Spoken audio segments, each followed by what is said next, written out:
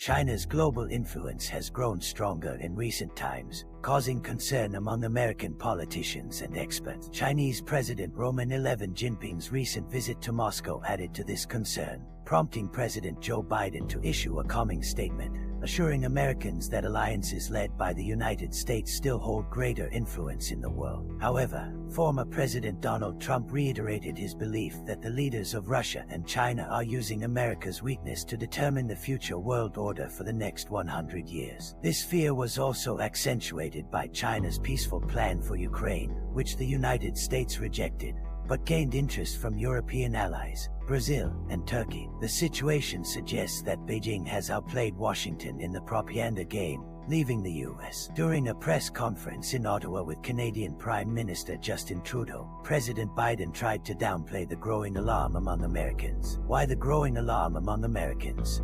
He emphasized that the West is united in its opposition to Russia and assured that America will maintain its world leadership position.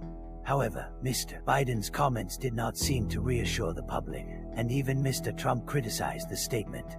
In his opinion, American politicians are the greatest threat to the country, and their weakness is what allows China and Russia to gain influence. According to Mr. Trump, just 2 years ago, the United States had control over China, Russia, North Korea, and Iran, but now Russia and China have united to divide the world. He claims that if he was still in power, he could resolve the situation in Ukraine within a day. It is highly symbolic that when discussing the world order for the next century, Donald Trump essentially quoted the Chinese leader who, after talks in the Kremlin with Vladimir Putin, declared that there are changes happening that have not occurred in the last 100 years. Sitting by the fireplace and drinking tea, we talked about everything at our leisure. We talked about the situation in global affairs, in various aspects, said Vladimir Putin in an interview with Russia 24 on Saturday, noting that Russia and China are not creating a military alliance, unlike the US, which is focused on creating new alliances.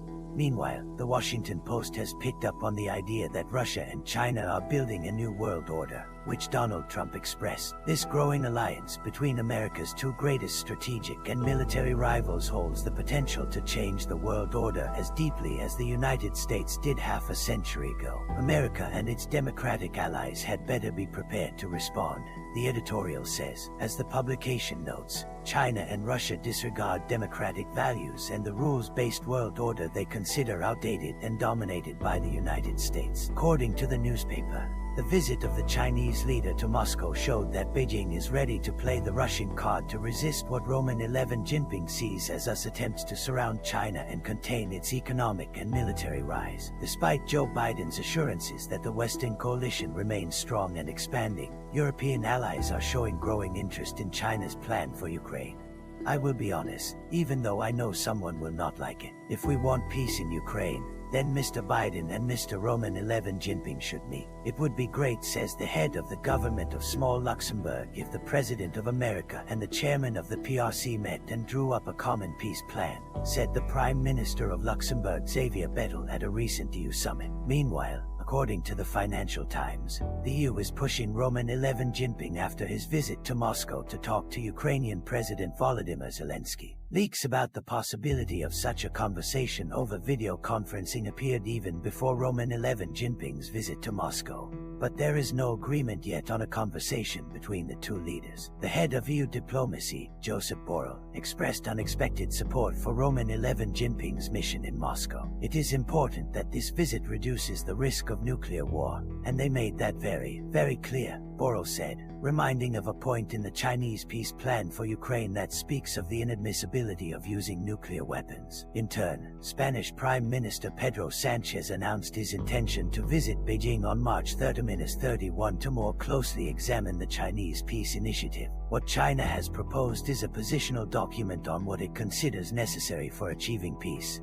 There are some aspects that, in my opinion, are of interest, Sanchez said. Following the Spanish Prime Minister, in April, French President Emmanuel Macron will visit Beijing, accompanied by the head of the European Commission, Ursula von der Leyen.